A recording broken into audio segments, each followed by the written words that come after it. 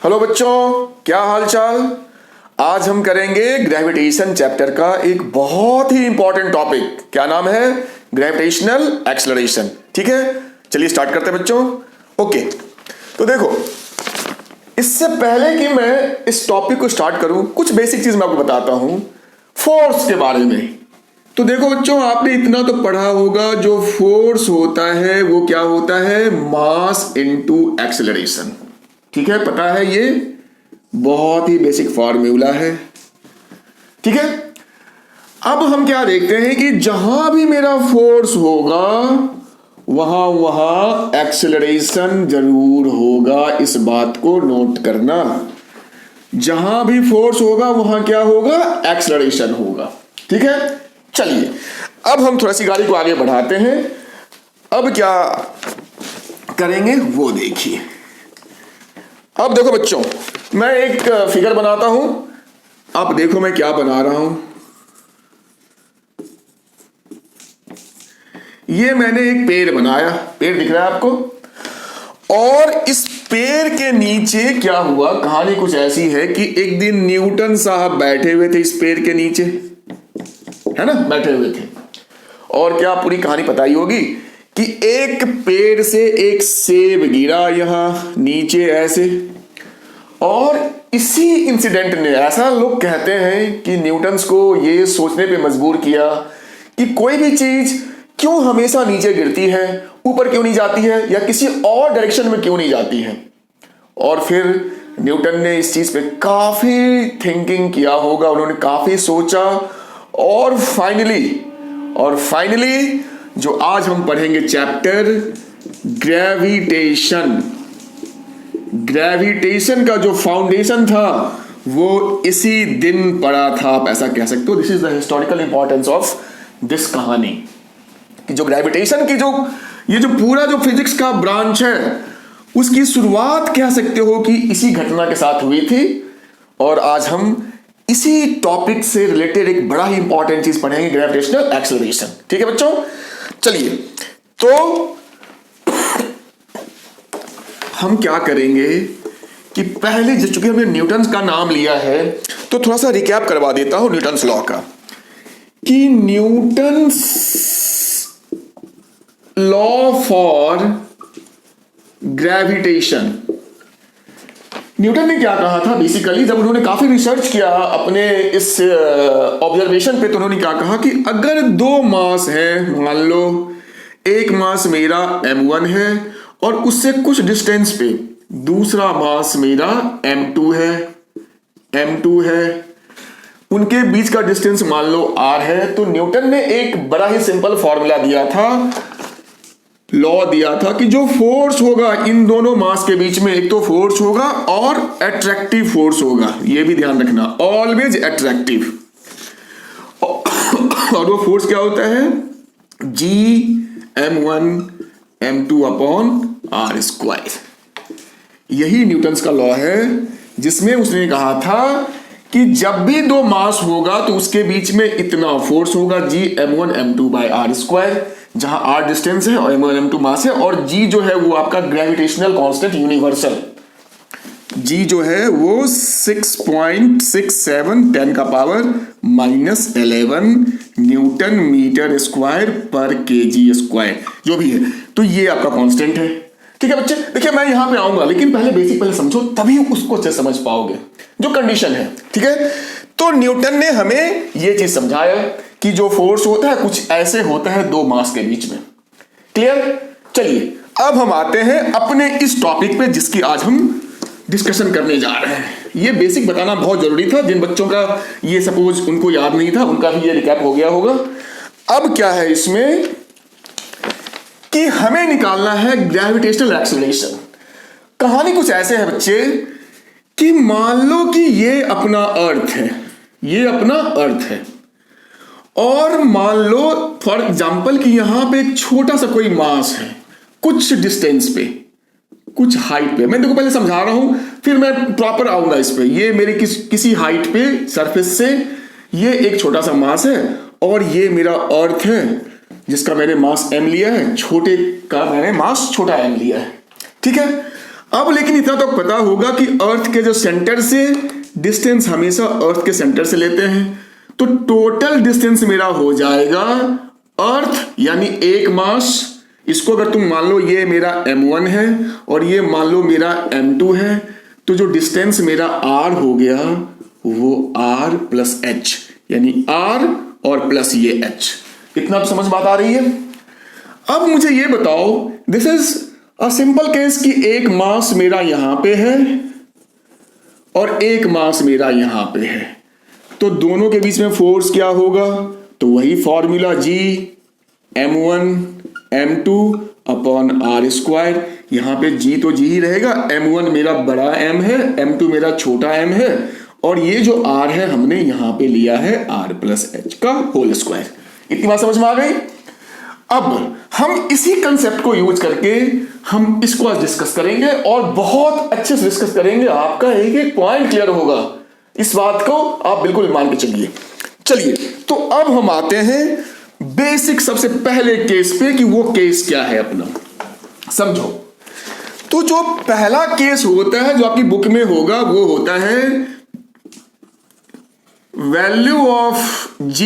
देखो gravitational acceleration, इसको acceleration due to gravity भी बोलते हैं। तो कुछ बच्चे अगर कंफ्यूज हो रहे होंगे कि ये क्या है, ये हमने तो ये टर्म पढ़ा था, तो घबराना नहीं, दोनों एक ही चीज है, लिखने का तरीका अलग है। तो वैल्यू ऑफ G यानी ग्रेविटेशनल एक्सेलरेशन या acceleration due to gravity at, जो पहला केस होता है वो होता है हमारा सरफेस ऑफ द अर्थ, यानी बिल्कुल सरफेस पे, अर्थ के सरफेस पे। किसके सरफेस पे? तो अर्थ के सरफेस पे। मतलब ये अगर मेरा अर्थ है तो वो जो मास रखा हुआ है छोटा वाला, मैंने बिल्कुल अर्थ के सरफेस पे रखा है, अर्थ की सतह पे रखा है, जहां पे हम लोग रहते हैं। हम भी तो अर्थ के सरफेस पे ही रहते हैं। मतलब बिल्कुल हमारे ऊपर कितना G लगता है वो आज हम निकालेंगे। तो बहुत गौर से देखो, आसान है पर समझ के करोगे तब।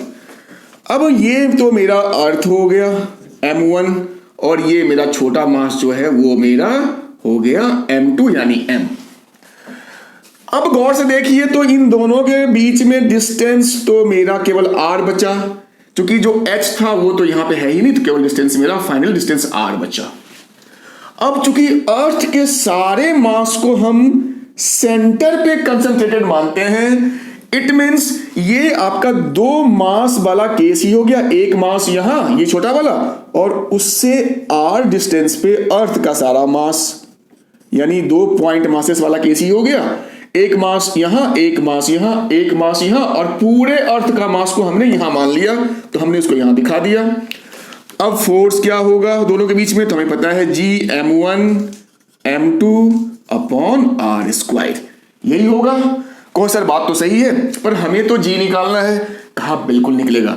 अब देखो, अगर ये मास जो मैंने यहां पे रखा है छोटा वाला, अर्थ उस पे फोर्स नीचे लगाएगा, ये अलग बात है कि अर्थ पे भी फोर्स ऊपर लगेगा और इस पे भी फोर्स नीचे लगेगा। क्योंकि अर्थ बहुत बड़ा है तो हम इसको अवॉइड करते हैं, केवल हम छोटे वाले की बात करते हैं। तो क्या हो गया, अगर मैं यहां फिगर बना के दिखाऊं छोटे वाले पे, तो छोटे वाले पे जो नीचे फोर्स लग रहा है, इसी को तो हम लोग mg बोलते हैं, हाँ या ना? जहां force equals to mass into acceleration पढ़ाया तो था, इसलिए मैंने स्टार्ट यहां से किया था। अब बात समझ में आई मैंने क्यों स्टार्ट वहां से किया था, कि फोर्स मेरा मास इनटू एक्सेलरेशन होता है। यहां मास तो हमने इसका ले लिया, किसका एक्सेलरेशन? तो ग्रेविटेशनल फोर्स है, तो ग्रेविटेशनल एक्सेलरेशन यानी G। क्लियर है? मतलब जो ग्रेविटेशनल फोर्स होता है किसी भी मास पे, उसको mg लिखा जाता है। यही जो a है नॉर्मल एक्सेलरेशन, ग्रेविटी के केस में मेरा G हो जाता है। तो क्या बड़ी बात है, बात समझ गए मेरी? तो जब ये मास मेरा सरफेस पे रखा हुआ था, देखो गौर से समझो, छोटी सी चीज है, यही समझना बहुत इंपॉर्टेंट है, नहीं तो फिर पूरा ये हिलता डुलता रहेगा, क्लियर नहीं हो पाएगा। एनीवे, तो कहा इस पे जो फोर्स लग रहा है छोटे मास पे, वो नीचे mg लग रहा है, पर वो फोर्स तो मेरा ये है। किसी भी दो ऑब्जेक्ट के बीच में जो फोर्स क्या होता है, G m1 m2 bar square. So we can write the force equals to G_m1 m2 by r square and the force equals to mg. So we can equate, तो लिखेंगे mg equals to G_m1 m2 upon r square. यही समझाना main चीज था। इसके बाद तो देखो, उसके बाद तो कैलकुलेशन है। पूरी जो फिजिक्स है ग्रेविटेशन का, वो यही चीज मुझे समझाना था कि ये कहां से आया। मैंने कहा फोर्स जो होता है वो m इंटू ए होता है, यहां पे ए की जगह जी लिख लिया, ठीक है। और फोर्स जो होता है वो G_m1 m2 by r square भी होता है। तो हमने दोनों को इक्वेट कर दिया, हमने बस इतना सा काम किया। अब यही सारी चीज होगी, ये m और ये m कट हो गया, तो ultimately you will get G equals to capital G capital M over r square. और यही रिक्वायर्ड फॉर्मूला हमारा प्रूव हो गया।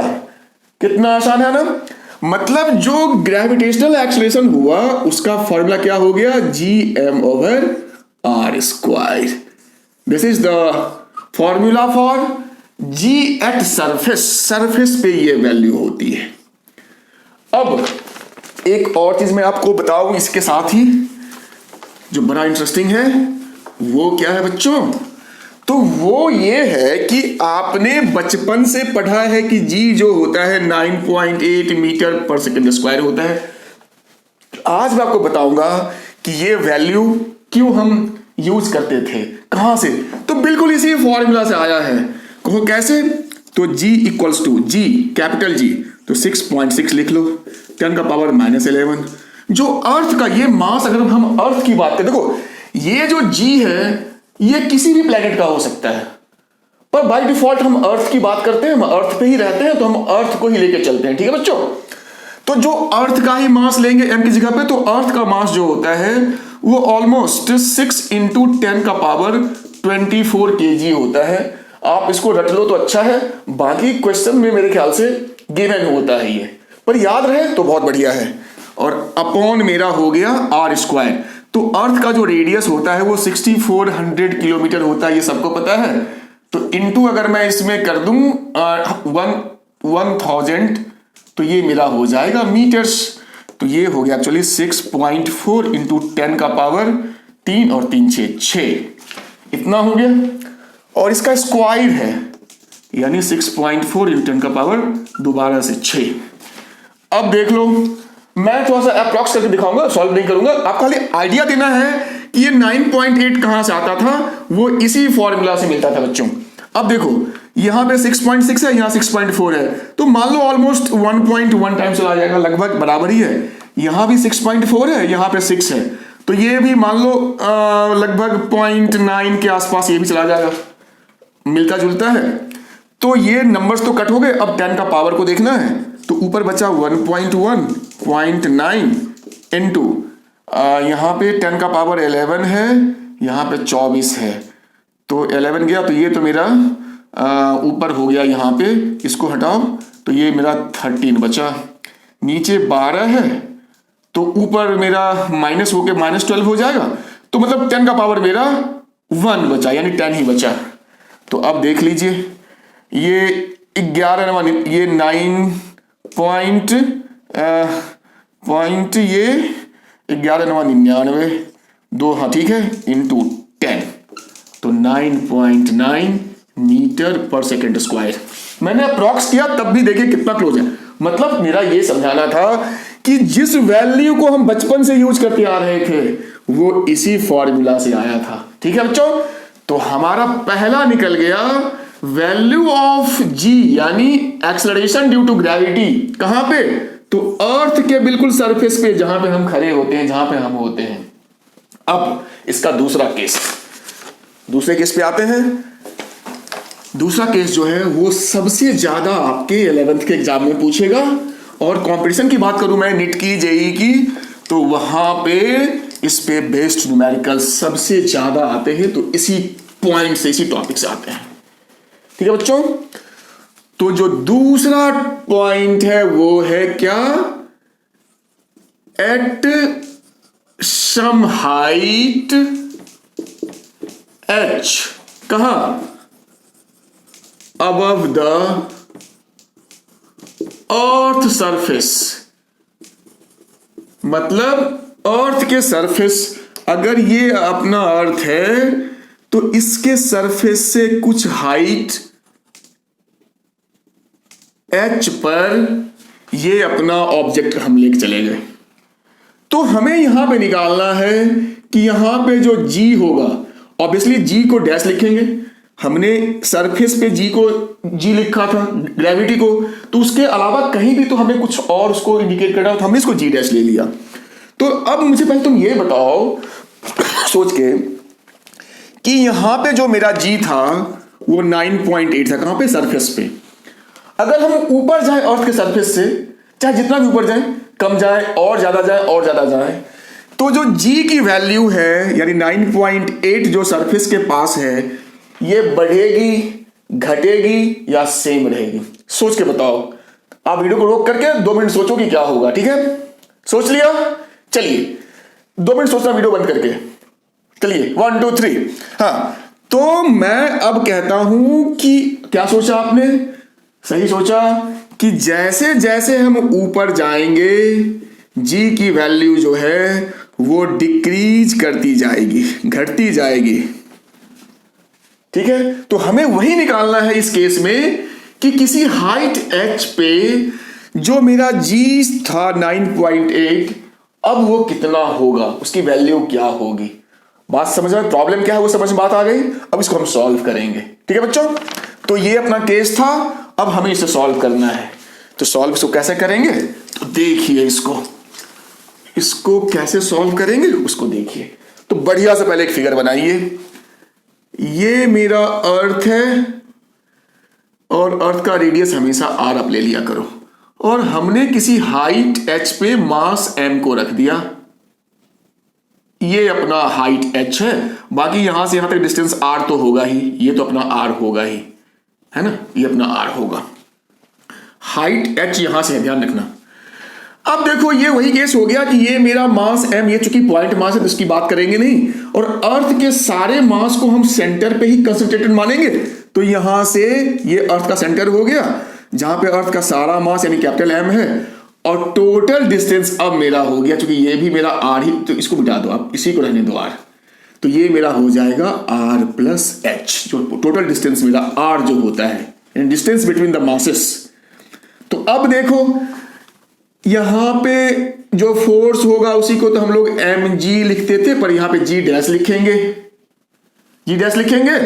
और जैसा मैंने पीछे समझाया था, जो फोर्स होता है वो g m1 m2 by r square होता है, तो यहां पे r प्लस h का होल स्क्वायर लिखेंगे। और बाकी ये फोर्स तो mg डैश होता ही है, तो हम उससे इसको दोबारा से इक्वेट कर देंगे mg डैश से। m फिर कट हो गया, तो g डैश अपना आ गया, वो आ गया gm by r plus h का होल स्क्वायर, और यही आपका आंसर आ गया, प्रूव्ड। मतलब जो हाइट पे g होगा, g डैश, वो gm upon r plus h का होल स्क्वायर होगा। और देखिए चूंकि h मेरा नीचे आया है, मतलब जितना मेरा h बढ़ता जाएगा g की वैल्यू कम होता चला जाएगा।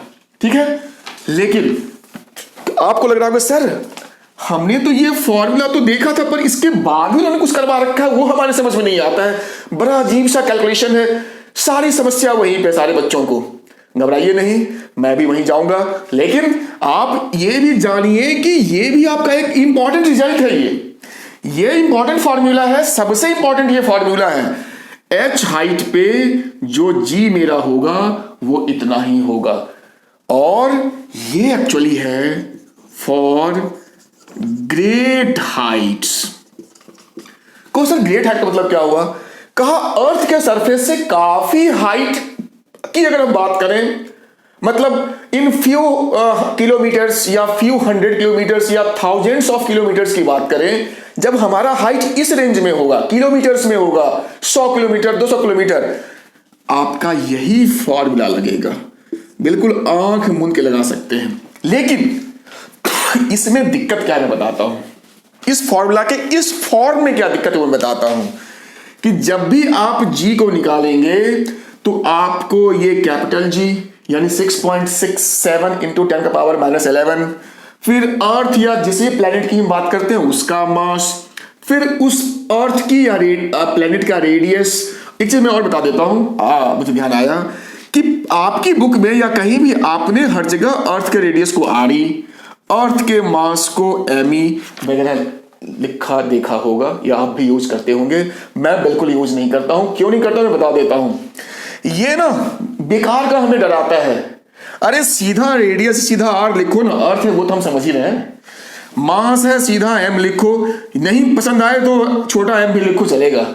ये ई आर वगैरह लगाना मुझे नहीं पसंद है। और क्यों नहीं पसंद है शायद आपको भी समझ में आ गया होगा कि ये फालतू का ना चीजों को कॉम्प्लिकेट करता है, हमें डिस्टर्ब करता है, हमें परेशान करता है। सीधा आर लिखिए। हमें पता है कि अर्थ की हम बात कर रहे हैं तो रेडियस किसका होगा, अर्थ का ही तो होगा।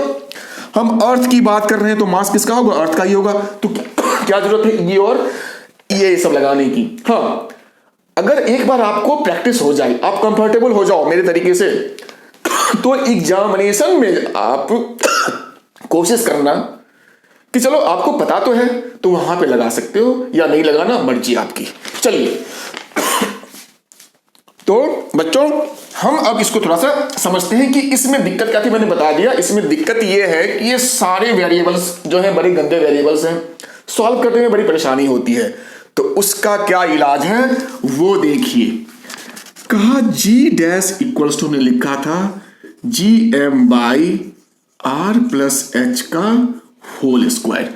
सारा ध्यान आपको यहीं पे लगाना है। अभी अब हम क्या करेंगे, जीएम ऊपर ऐसे हमने दिया और नीचे से हमने क्या किया कि आर को कॉमन ले लिया, तो आर स्क्वायर यहां बचा 1 प्लस एच बाई आर का होल स्क्वायर। हो गया बच्चों।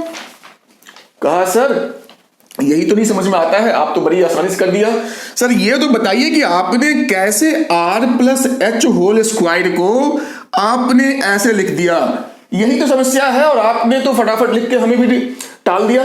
का नहीं, ये भी मैं बताऊंगा कि कैसे हमने r plus H whole square को इस तरीके से लिखा है। ठीक है, तो चलिए थोड़ा सा मैं आपको एक एग्जांपल देता हूं। अगर मान लो मेरे पास r प्लस आर एच होता, केवल फॉर एग्जाम्पल में दे रहा हूं, तो यहां पे हम अगर इस r को यहां भी r है तो कॉमन लेते तो यहां पे 1 बचता, यहां पे h बचता। ठीक है को सर ये तो हमें आता है, इसमें हमें कोई दिक्कत नहीं है, बिल्कुल सही है ये। चलिए अब मैं दूसरा एग्जाम्पल लेता हूं कि अगर मेरे पास मान लो r प्लस एच ही है और फिर भी हमें r कॉमन लेना है, तो यहां चलो ठीक है यहां तो 1 हो जाएगा। कोई सर यहां पे, तो यहां पे हम h बाई आर लिख सकते हैं। कोई सर नहीं समझ में आया, नहीं आया समझ में, यही तो हमें दिक्कत है। कहा ठीक है, इसको अब ऐसे समझो, उल्टा समझो। अगर मैं इस r को अंदर लेके आऊं तो देखो ये जैसे ये r अंदर जाएगा तो 1 इंटू आर, ये तो r हो जाएगा। और यहां पे जब r आएगा तो यहां पे r लिखना पड़ेगा, तो ये r कट हो गया तो केवल h बचा। तो देखो ये बिल्कुल सेम चीज है, मतलब हम r प्लस एच को r बाहर 1 प्लस एच बाई आर लिख सकते हैं। मैंने यहां प्रूव कर दिया, क्योंकि जब यहां पे मेरा r था, यहां मेरा 1 था और यहां भी मेरा केवल r था। जब इसको लेके अंदर गए तो ये 1 इंटू आर तो r हो गया, और यही r जब यहां गया तो यहां भी मल्टीप्लाई हो गया, तो ये r कट हो गया, तो यहां केवल मेरा h ही बचा, तो हो गया r प्लस एच। इतनी बात समझ में? कहो सर ये भी समझ में बात आ गई, लेकिन यहां अपने स्क्वायर के क्या चक्कर क्या है? कहा हाँ, जब स्क्वायर यहां देखो ना, यहां पे स्क्वायर नहीं था ना, यहां पे अगर स्क्वायर है तो किसी ब्रैकेट जिसके ऊपर स्क्वायर हो उसमें से कुछ बाहर निकालेंगे तो वो टर्म मेरा बाहर निकलने पे स्क्वायर में ही आएगा। अंदर में भले वो सिंगल रहेगा बिना पावर के, पावर यानी उसका 1 रहेगा, लेकिन बाहर जब निकलेगा तो जो यहां पे पावर था वही पावर यहां आएगा। आई होप आपको समझ बात आ गई होगी। चलिए बहुत बढ़िया, तो अब गाड़ी को यहां से आगे बढ़ाते हैं। एक समस्या तो सॉल्व हो गई कि ये कैसे हुआ। कहो सर इसके बाद भी तो समस्या है। कहा अभी सबको दूर करेंगे। अब ध्यान दीजिए, हमने इस टॉपिक के स्टार्टिंग में जो g की वैल्यू निकाली थी सरफेस पे, वो क्या निकाला था, gm बाई आर स्क्वायर, यही फॉर्मूला था ना। अब देखो कितना बढ़िया आ गया, ऊपर gm है और नीचे आर स्क्वायर है, यानी इसको हम केवल g लिख देंगे। इसको केवल जी लिखेंगे। अब बचा ये ब्रैकेट, तो ब्रैकेट को लिख दो जो जैसा है, h/r का होल स्क्वायर, यही मेरा जी डैश है। अब समझिए, ये और ये दोनों एक ही फॉर्मूला है, दोनों एक ही फॉर्मूला है। फर्क क्या है कि इसमें जो वेरिएबल्स हैं वो बड़े गंदे वेरिएबल्स हैं, इसमें हमारी वो टेंशन खत्म हो गई। पकी पकाई खिचड़ी को हमने यहां पकाया और यहां पे हमने उसको जी के टर्म में कन्वर्ट कर दिया। तो जहां पे हमें capital G, capital M, radius of earth, उसकी जगह पे हमें केवल जी लिखना पड़ेगा। और जी तो कभी कभी हम लोग प्यार से 10 मीटर पर सेकेंड स्क्वायर लेते हैं। तो बताओ, जहां पे हमें ऐसी गंदी गंदी वैल्यूज को यूज करने की जरूरत थी, वहां हम केवल 10 लिख दें और हमारा काम हो जाए। तो बढ़िया कौन सा है, ये या ये? अब समझ में आया? आपकी बुक में ये चीज क्या उन्होंने दिया था? दोनों एक ही चीज है, केवल दोनों का फॉर्म अलग अलग है। ये जी एम और आर के टर्म में है कैपिटल, ये स्मॉल जी के टर्म में है। आई होप आपको समझ में आ गया होगा। और दोनों ग्रेड, चूंकि एक ही फॉर्मूला है तो दोनों ग्रेड हाइट के लिए ही है। आपको जो सूट करे, अगर आपको ज्यादा पसंद ये है तो आप इसको यूज करो, कोई मना ही नहीं है। लेकिन मैं सलाह दूंगा और आपको भी एक्चुअली यही पसंद आएगा, ये यूज करना चाहिए जहां पे काफी बड़े हाइट की बात हो। कोचर सर, ये भी समझ में बात आ गई, चलिए आपने तो समझा दिया, लेकिन समस्या तो इसके बाद भी है। मुझे पता है बच्चों समस्या कहां है, मैं अभी उधर ही जा रहा हूं। अब वो समस्या क्या है? शायद आप यही कह रहे हैं सर, ये फॉर्मूला जो है यहां तक तो था, ठीक था, ये फॉर ग्रेट हाइट था, ग्रेट हाइट था। अब कहा फॉर ए स्मॉलर हाइट। इसका मतलब समझिए क्या होता है। कहा जब मेरा जो h है, यानी जिस हम हाइट की बात कर रहे हैं, ये जो h है ये काफी छोटा हो किससे? अर्थ के रेडियस से। उस केस में क्या करें? देखो यहां पे ये h जो है ये बहुत बड़ा है और नीचे अर्थ का रेडियस है, तो चलो इन दोनों का जो क्या है, दोनों कंपेरेबल है, तो दोनों की बात बन सकती है। लेकिन अगर मान लो कि ये h तुम्हारा कुछ मीटर हो या फ्यू 100 मीटर्स हो और ये कहां हमारा 1000 किलोमीटर में है, तो बात तो बनेगी नहीं। ये तो बहुत ही मिसमैच हो रहा है ना। इस बात को समझो, क्यों जरूरत पड़ी हमें इस कंडीशन की, कि ये जो कंडीशन है h और r, अगर h मेरा बहुत छोटा होगा तो r और h का कोई मैचिंग नहीं हो पाएगा ना, आप कैलकुलेट ही नहीं कर पाओगे। उसी समस्या को खत्म करने के लिए हम अब इस फॉर्मूला को छोटे h के लिए कन्वर्ट करेंगे, और वही आपकी सबसे बड़ी समस्या है, मुझे पता है। तो कैसे करेंगे, तो वो थोड़ा देखिए, उसको देखिए। मैं इसको मिटा लेता हूं, इन सबको, ये सब आपने देख ही लिया होगा। देखिए हमने जो यहां पे फॉर्मूला निकाला था, इसको मिटा लेता हूं। जो फॉर्मूला हमने निकाला था हम उसकी बात करते हैं। वो फॉर्मूला हमारा था g dash equals to g 1 plus h upon r का होल स्क्वायर। अब देखो थोड़ा सा सिंपल मैथ लगाइए कि g और नीचे में जो भी टर्म है अगर उसको मैं ऊपर ले जाऊंगा तो पावर माइनस हो जाता है। मैं समझा देता हूं। मान लो कि तुम्हारा x इक्वल्स टू 1 अपॉन 3 का स्क्वायर है फॉर एग्जाम्पल। तो जब मैं 3 को ऊपर ले जाऊंगा तो ये हो जाएगा 1 इंटू 3, ऊपर जाके पावर केवल माइनस हो जाता है, पूरा टर्म एज इट इज रहेगा। पावर जो यहाँ पे +2 था यहाँ पे -2 हो जाएगा। अगर यहाँ पे -2 होता तो यहाँ पे +2 हो जाता, वो भी मैं लिख ही देता हूँ। x अगर 1/5 का -3 है क्यूब पावर -3, तो ऊपर जाकर हो जाएगा 1 इंटू 5 का पावर 3। एनीवे, तो ये चीज थी बेसिक, इसको समझिए। तो हम लिख सकते हैं ये g तो g ही रहेगा और ये पूरा टर्म ऊपर जाएगा, तो 1 प्लस h/r का पावर क्या -2। ठीक है, यहां तक बात समझ में आ गई। हो सकता इसके बाद भी दिक्कत है, पता है मुझे क्या दिक्कत है। वो दिक्कत ये है कि ये एक टर्म होता है मैथमेटिक्स में बाइनोमियल एक्सपेंशन। अब ये क्या होता है आपको नहीं जानना है, मतलब कहीं भी x प्लस वाई का पावर कुछ भी n रहे तो इसको हम कैसे एक्सपेंड करेंगे, कैसे लिखेंगे, इस टाइप को कहा जाता है एक्सपेंशन। अगर दो टर्म है तो वो हो गया मेरा बाइनोमियल एक्सपेंशन। क्या है मैं क्या नहीं है ये नहीं जानना है आपको, ये टर्म से खाली मैंने आपको इंट्रोड्यूस करवाया कि ये चीज क्या होती है। तो चूंकि यहां पे दो टर्म है तो ये हो गया बाइनोमियल, और चूंकि हमने पावर n डाल करके इसको एक्सपेंड करवाया तो ये मेरा हो गया बाइनोमियल एक्सपेंशन। इसी चीज को यहां पे यूज करेंगे। तो आप क्या लिखेंगे अपनी कॉपी में, आप नोट करना कि यूजिंग बाइनोमियल एक्सपेंशन, सीधा रिजल्ट लिखना है। जी जो है उसको तो लिखने देंगे, ये 1 वही रहेगा और ये नीचे अंदर आकर के सीधा h से मल्टीप्लाई हो जाता है।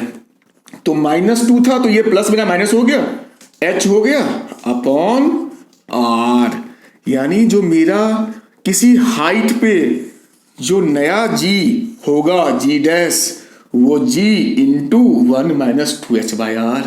यही तो हमें प्रूव करना था। आई होप आपको समझ में आया होगा कि ये सब चीजें कहां से आई हैं। ठीक है बच्चों, तो ये अपना हो गया कि acceleration due to gravity above the surface of earth. दो केस, एक तो ग्रेट हाइट के लिए और ये मेरा हो गया स्मॉल हाइट के लिए। ग्रेट हाइट का मैं वो भी लिख देता हूं ताकि आपको याद रहे, 1 प्लस h/r का होल स्क्वायर। ये और ये एक ही फॉर्मूला थे ग्रेट हाइट के लिए और ये मेरा स्मॉल हाइट के लिए। चलिए अब जो है वो है इसका थर्ड और लास्ट जो इसका केस जो हमें पढ़ना होता है, और आपके एग्जाम में 100% आएगा ये, या जो मैं अभी करवाऊंगा दोनों में से कोई एक। तो ऊपर वाला हो गया, अब क्या है, तो अब कहा कि सर पता है अब क्या है, अब है मेरा g below the surface. Below the surface किसका, तो अर्थ का ही, ऑब्वियसली अर्थ के सरफेस के बिलो। कितना बिलो, तो डी डिस्टेंस यानी डेप्थ पे, डी डिस्टेंस नीचे। कैसे, तो कह रहा है भैया ये अगर मेरा अर्थ है तो हमने अभी तक क्या किया, हमने यहां का निकाल लिया 9.8 जी इक्वल्स टू, हमने किसी हाइट h पे यहां का निकाल लिया जी डैश इक्वल्स टू जो भी फॉर्मूला था। अब कहता है चलो तीसरा केस क्या है, अर्थ के नीचे घुस गए, कितना, तो डी डिस्टेंस। अब यहां पे क्या होगा, यहां पे क्या होगा, यहां, और अर्थ के सेंटर पे क्या होगा। तो मैं आपसे एक ऐसे पूछता हूं, आप मुझे बताओ कि अर्थ के ऊपर गए तो जी की वैल्यू जो थी वो कम हो गई। अब अर्थ के अंदर अगर हम घुसेंगे तो जी की जो वैल्यू थी सरफेस पे 9.8, ये दोबारा मैं कह रहा हूं क्या ये बढ़ेगा अंदर घुसने पे टुवर्ड सेंटर। अगर मैं बढ़ूं अंदर किसी भी तरीके से मैं उसको ड्रिल कर दूं, क्या वो बढ़ेगा या घटेगा या सेम रहेगा। सोच के 2 मिनट में वीडियो पॉज करो और सोच के मुझे बताओ, ठीक है। चलिए 1 2 3 चलिए। तो आपने क्या सोचा, मैक्सिमम बच्चे क्या सोचते हैं कि अंदर घुसेंगे, भाई ऊपर गया तो घट रहा था तो अंदर घुसेंगे तो बढ़ेगा।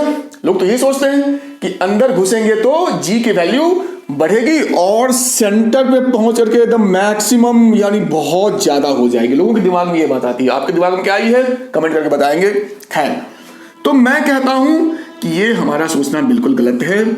एक्चुअली जो सरफेस पे जो जी होता है वही मैक्सिमम होता है। अब आप ऊपर जाओ कब भी घटेगा, अंदर जाओ कब भी घटेगा, और जब सेंटर पे पहुंचेंगे तो मैक्सिमम नहीं होता है, बिल्कुल जीरो हो जाता है जी। यानी एट सेंटर जो है, जो जी होता है, जी डैश लिखेंगे वहां पे, वो मेरा जीरो हो जाता है। जबकि हम क्या सोचते हैं, जस्ट उल्टा सोचते हैं मैक्सिमम होगा, लेकिन नहीं, मैक्सिमम नहीं होता है, क्या होता है, जीरो। खैर, ये तो मैंने आपको ऐसे बता दिया, ये हमें प्रूव करना है। मैंने आपको एक फील लाने की कोशिश करी कि हम एक्चुअली पढ़ क्या रहे हैं। केवल मैं आपको फॉर्मूला करवा दूं एकदम बिल्कुल रट करके, वो चीज नहीं करना है। चीजों को समझना है कि फिजिक्स में हम जिस टॉपिक को पढ़ रहे हैं ये कितना इंटरेस्टिंग टॉपिक है, और इसके एक एक पॉइंट को हम समझ के करेंगे। ठीक है बच्चों, तो अब हमें यही करना है कि अर्थ के सरफेस के अंदर घुसेंगे कितना, तो डी डिस्टेंस नीचे, तो जी जो होगा वो कितना होगा, घटेगा ये तो हमें पता चल गया है, मतलब हमने गेस कर लिया है। तो फिगर थोड़ा बढ़िया बनाइए, इस वाले केस में थोड़ा सा बड़ा अर्थ बनाइए। बना लिया। मास अर्थ का क्या है, m। अब मान लो कि सरफेस से हम यहां से अंदर यहां से घुसे d डिस्टेंस इस पॉइंट पे, ठीक है, यहां पे आ गए। ये मेरा छोटा m है, मैंने अपने मास को यहां रख दिया। देखो सारा खेल यहीं से है। अर्थ का सेंटर ये है और ये मेरा अर्थ का रेडियस r हो गया, आपको पता है। अब देखो इस केस में सबसे बड़ी जो प्रॉब्लम है, जहां बच्चे फंसते हैं, उनको समझ में नहीं आता है, वो चीज मैं समझाता हूं। वो जो कंसेप्ट है वो है मेरा एक्चुअली इफेक्टिव मास। थोड़ा सा अब हाई लेवल की बात हम लोग कर रहे हैं और करनी होगी बात, नहीं तो आप समझ ही नहीं पाओगे, फिर कंफ्यूजन आपका बना रहेगा। क्वेश्चन ये इफेक्टिव मास क्या होता है। तो आपने ग्रेविटेशन में ये तो पढ़ा है, सेल थ्योरी नाम तो सुना है या पढ़ा हुआ है, सेल थ्योरी या थ्योरम। सेल थ्योरम क्या होता है बच्चे समझो, कि अगर एक हॉलो सेल है, यानी जस्ट लाइक योर फुटबॉल जिसका मास m है, और अगर बाहर कोई दूसरा पॉइंट मास छोटा m है, तो जब ये पॉइंट मास यानी जो भी मास है जब इस शेल के बाहर होता है, इवन के सरफेस पे भी होता है या इसके सरफेस के ऊपर कहीं भी हो, तो अभी जैसे हमने अर्थ के पूरे केस को देखा था, सारे मास को, इस शेल के सारे मास को हम सेंटर पे मान लेते हैं, यानी सारा mass we suppose to be concentrated at the centre, और यहां से डिस्टेंस लेते हैं, हमेशा इस शेल के डिस्टेंस से, सेंटर से डिस्टेंस लेते हैं, ठीक है। अब कहा कि अगर वो मास, छोटा मास इस सेल के अंदर अगर मैं घुसा दूं, उसके अंदर अगर ये सिचुएटेड है शेल के अंदर, तो इस पे जो फोर्स होता है वो 0 हो जाता है इस शेल की वजह से। क्यों होता है अभी इसको डिस्कस नहीं करेंगे, अभी खाली इस टॉपिक को देख रहे हैं जिसका यहां पे रिलेशन है उस चीज का। पर ये मेरा शेल था, शेल मतलब क्या, खोखला गोला, खाली गोला, जस्ट लाइक योर फुटबॉल।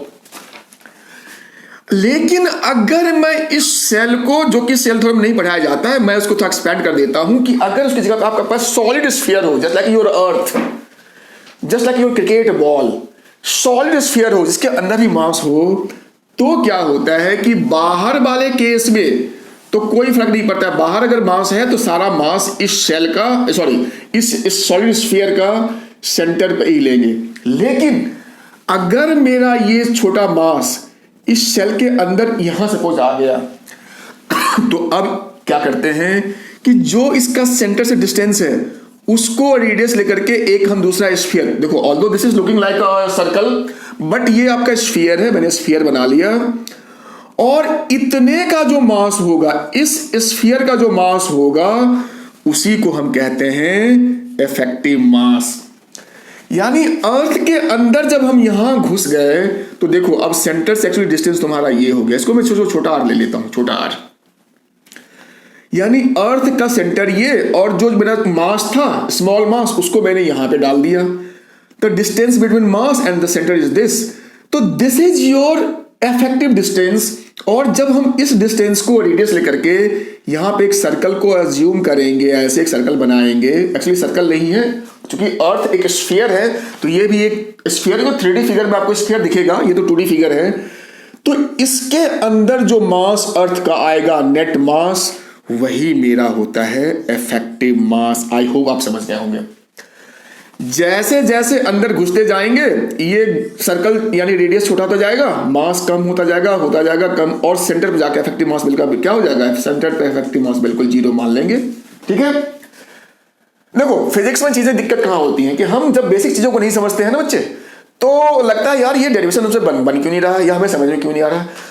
हर एक डेरिवेशन के पीछे बहुत सारे कंसेप्ट छुपे होते हैं। अगर उन कंसेप्ट में अगर आपकी कंट्रोल नहीं है, अगर आपका वो कमजोर है अगर वो कंसेप्ट, तो फिर आपको दिक्कत होती है, ठीक है बच्चे। चलिए, तो इफेक्टिव मास आई होप आपको समझ में आ गया होगा। तो अब दोबारा से इस फिगर को बनाते हैं और हम इस प्रॉब्लम पे अब फिर से लौटते हैं। अब देखो मैं दोबारा से फिगर बनाता हूं, ये मैंने अर्थ बना लिया और ये अर्थ का सेंटर हो गया, और जो मेरा मास, छोटा वाला मास जो m है, वो d डिस्टेंस यानी d डेप्थ पे नीचे है यहां पे, तो ठीक है। सेंटर से ये डिस्टेंस को मैंने स्मॉल r ले लिया। बाकी तुम लिख सकते हो कि जो स्मॉल आर होगा, ये टोटल डिस्टेंस तो आर हो गया, तो ये मेरा हो गया आर माइनस डी। ये रिलेशन है, ध्यान रखना। हमें गिवन ये है यानी अर्थ का रेडियस और जो जितनी डेप्थ पे हम अंदर गए यानी डी, हमने ये आर तो अपनी कन्वीनियंस के लिए ले लिया है, थोड़ी आसानी हो जाए कैलकुलेशन में। अब हम यहां पे एक स्फीयर को ड्रॉ करेंगे। स्फीयर, ये सर्कल, ये स्फीयर है। तो अब हमें अर्थ का पूरा मास तो m था, कैपिटल M। कहो सर इसका मास क्या होगा? कहा इसका मास को मान लो m डैश है। क्या है? m dash. अब यहां भी दिक्कत होती है कि सर m डैश हमने निकाला, बड़ी मुश्किल हुई, या जो हमारे टीचर ने या जो हमारी बुक में दे रखा है हमें समझ में नहीं आया कि ये कहां से आया। देखो बच्चों कितना आसान है, आपको एक एक नियम हिंदी में लिख रहा हूं, इंग्लिश वाले बच्चे पढ़ेंगे यूनिटरी मेथड, पता नहीं स्पेलिंग क्या होता है, यूनिटरी मेथड, ये तो सब बच्चों को पता है, क्लास 2-3 के बच्चों को पता होता है। उसी समय इस चीज को निकाल दूंगा, आपकी सारी प्रॉब्लम खत्म। वो कैसे? तो मैं उसको ऐसे कहूंगा कि जब ये अर्थ का पूरा हमने गोला लिया, यानी जो वॉल्यूम किसी भी स्फीयर का क्या होता है, 4/3 पाई आर क्यूब होता है। तो अर्थ इज ऑल्सो स्फीयर। तो जो अर्थ की पूरी वॉल्यूम है वो क्या है, 4/3 पाई अर्थ का रेडियस क्यूब। और ये जो सारा मास है ये इसी वॉल्यूम में डिस्ट्रीब्यूटेड है। तो हम वॉल्यूम को कंपेयर करके इस वॉल्यूम में यानी इसके वॉल्यूम में क्या मास होगा निकाल सकते हैं। खत्म कहानी। तो लिखेंगे चूंकि जब अर्थ का वॉल्यूम 4/3 पाई आर क्यूब है यानी पूरा अर्थ है, तो जो मास है वो पूरा m है। देयरफॉर जब ये 1 है तो ये हो जाएगा m/4/3 पाई आर क्यूब। और कहा देयरफॉर जब अर्थ का छोटा वाला वो जो स्फीयर है यानी छोटा आर क्यूब, तो आगे से मल्टीप्लाई हो जाएगा, तो 4/3 पाई आर क्यूब। अब देखो 4/3 पाई और पाई कट हो गया, तो फाइनली मेरा यहां पे क्या बचा, कैपिटल M बचा, यहां पे आर क्यूब बचा और नीचे कैपिटल R बचा। अब बताओ आपकी बुक में यही था ना गिवन, जो मेरा इफेक्टिव मास m डैश हो गया वो हो गया capital M small r cube और r क्यूब। अब कहो सर ये स्मॉल r क्यूब क्या, स्मॉल r क्यूब को हम बाद में इससे रिप्लेस कर, अभी रहने देते हैं, कॉम्प्लिकेशन हो जाएगा, बाद में हम फाइनली इससे रिप्लेस कर देंगे और हमारा काम हो जाएगा। तो इस वाले डेरिवेशन में सारा लफड़ा जो था वो इसी इफेक्टिव मास का था, इसी इफेक्टिव मास का, और यही आपको समझ में नहीं आता है जल्दी। अगर ये समझ में आ गया तो फिर इसमें और कोई कॉम्प्लिकेशन नहीं है। देखिए कितना आसान है, हमने इफेक्टिव मास कर लिया। तो अब मैं इसको मिटा देता हूं, आप इसको लिख लेना वीडियो को रोक करके। अब इफेक्टिव मास ही तो हमें समझना था, तो कहा सर अब क्या है, तो कहा फिर वही कहानी, ये जो मेरा अंदर मास यहां पे m था, ये मेरा r डिस्टेंस था, तो यहां पे अर्थ का मास को मैंने m डैश ले लिया।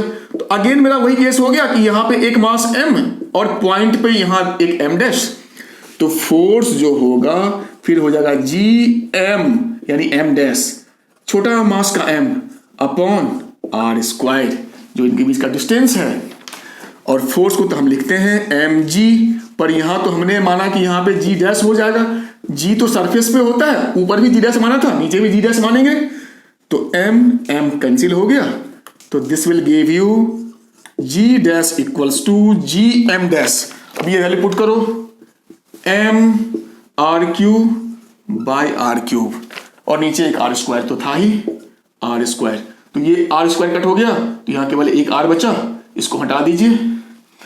अब g dash equals to gm को रहने दो, r को अब हमने लिखा था ना r माइनस डी, तो r माइनस डी, और नीचे मेरा हो गया r क्यूब। ठीक है, तो मेरा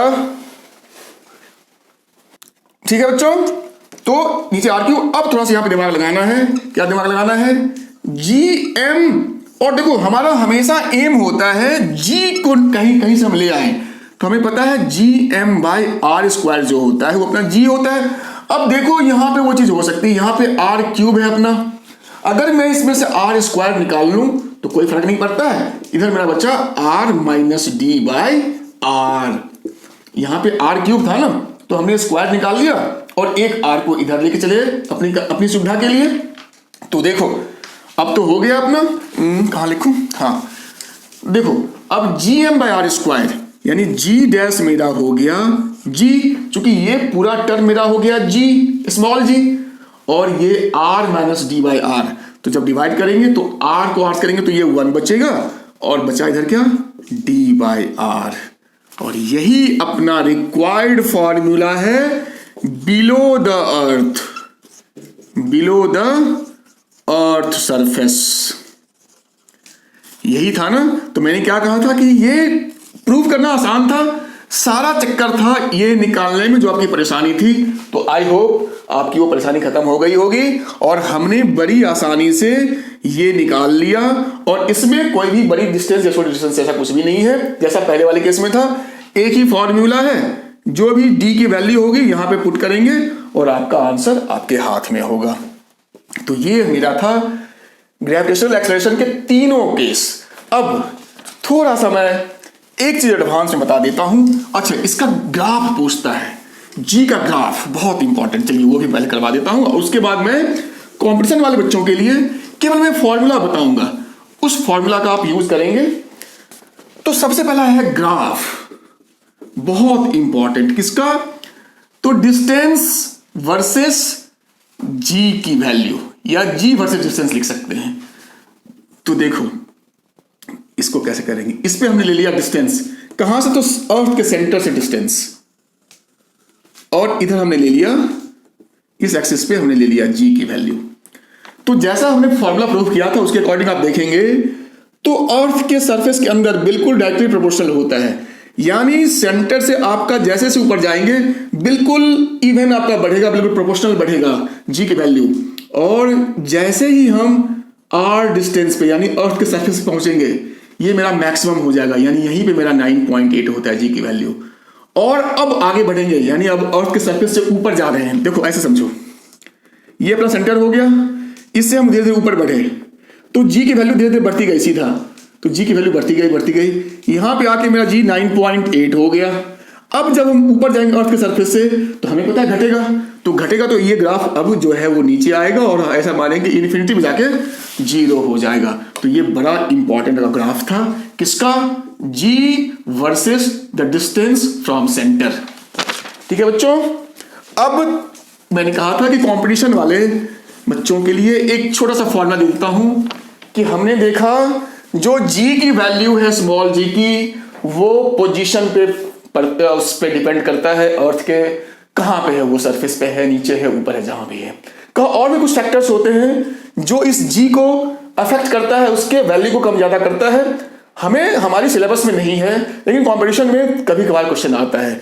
वो बहुत सारे फैक्टर्स हैं पर हम केवल एक को डिस्कस करेंगे कि अर्थ के रोटेशन की वजह से और लोकेशन की वजह से, यानी रोटेशन ऑफ अर्थ ये भी जी को अफेक्ट करता है, प्लस लोकेशन कि अर्थ पे आप कहां पे हो। जैसे ये अर्थ है तो ये इसका इक्वेटर हो गया, ये पोल्स हो गए, तो आप इक्वेटर पे हो कि इसके ऊपर हो कि और ऊपर हो और ऊपर हो और ऊपर हो, या नीचे हो नीचे हो नीचे हो, जहां भी हो, तो इसको कहते हैं लैटिट्यूड, ऊपर जब जाते हैं तो इन दोनों पे डिपेंड करता है जी की वैल्यू। यानी अर्थ जो घूमती है यानी ओमेगा, अर्थ की एंगुलर स्पीड, और जो लोकेशन है यानी कह सकते हैं लैम्डा, यानी एंगल जो कि हम यहां से इसके रेस्पेक्ट में बनाते हैं।